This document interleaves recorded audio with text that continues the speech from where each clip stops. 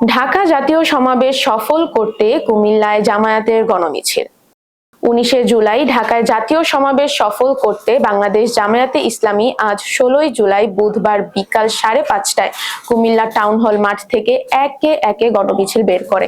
কুমিল্লা মহানগর জামায়াতে ইসলামীর উদ্যোগে আয়োজিত গণমিছিলে সংগঠনের হাজার হাজার নেতাকর্মী ও সাধারণ জনতা অংশগ্রহণ করে।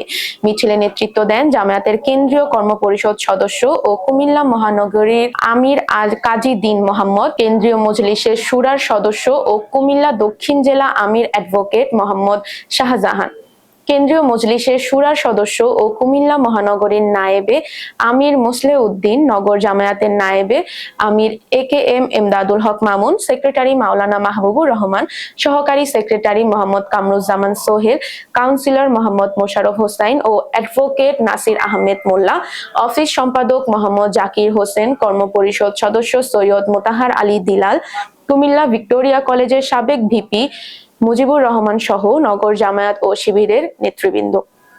গণমিছিলের আগে কুমিল্লা টাউন হল মাঠে সমাবেশ অনুষ্ঠিত হয়। সমাবেশে দলের নেতৃবৃন্দ বক্তব্য রাখেন। সমাবেশ শেষে গণমিছিল টাউন হল মাঠ থেকে বের হয়ে কান্দিরপাড়, মনোহরপুর ও রাজগঞ্জ হয়ে ছাটিপট্টি গিয়ে শেষ হয়।